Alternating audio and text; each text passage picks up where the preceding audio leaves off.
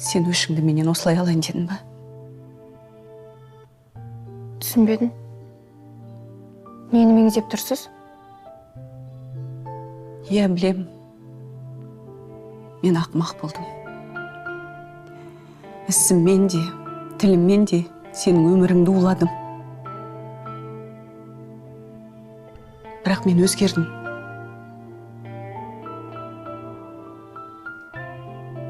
Сенің қандай жақсы адам екеніңді түсіндім.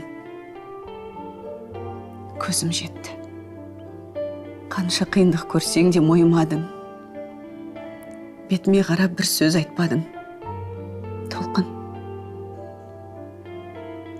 Қаласаң, аяғыңа жығылып кешірім сұрайын.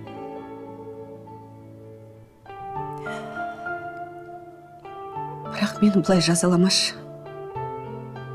Ұлымды қайтаршы. Зәуре апай. Сенсеңіз де, сенбесеңіз де. Мен осы үйге келгелі сізге бірде-бір рет ренжіген емеспін. Маған жақсы адамсың дейсіз. Бірақ мені кек алады деп жамандыққа қайсаңыз, менің де бір қателіктерім болғаны. Әрине, періште тек көкте ғана. Зәуре апай, сіздің жылағаныңыз жаныма батады.